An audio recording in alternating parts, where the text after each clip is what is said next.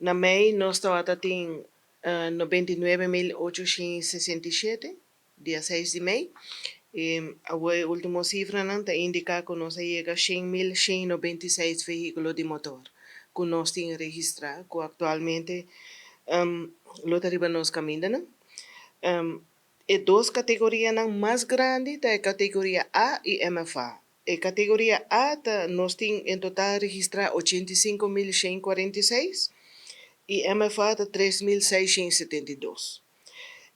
Depois, botin também é de três cotas grandes, tá é V-Carne, esse aí está 6.788. Pero é dois não que aumenta mais drástico, mais ligeiro, tá é A com MFA. E atualmente nós temos, para o que se trata de cumprimento, de 100.196 que nós temos registrado, nós temos 86.068 números que agora pagar para o ano de 2026. Essa aqui representa 86%, com qual nós estamos satisfeitos com ele, sobra está arriba 80% de cumprimento, e nós estamos agradecendo aos contribuintes automobilistas que a cumprir com o pago devidamente.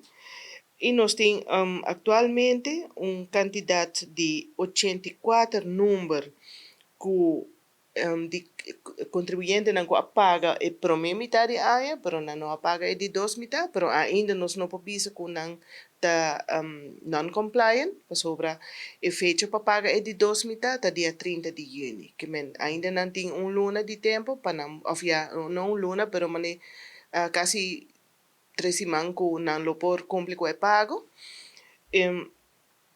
Pero o grupo que tá mais tá jalando nossa atenção é o grupo que não paga nada mês de ano 2026. E essa aqui atualmente, ela baixa assim, está de 5%, ela baixa na 4%. Atualmente, está de 3.909 números que não tem nenhum pago de 2026 registrado. E essa aqui está algo que está importante para mencionar, para sobre o grupo aqui de 3.909 números, diz que não também tem a deadline de 30 de junho para pagar de 2 metades de ano 2026. E se a pessoa aqui não paga a primeira metade, não vai a chance para pagar de 2 metades tampouco.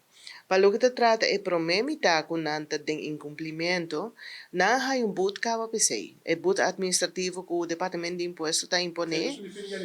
Esse é um de fim de janeiro. É deadline de fim de janeiro a passa acaba e não há boot cava. Então, é boot maneira tudo rende é 50% de suma de belasting.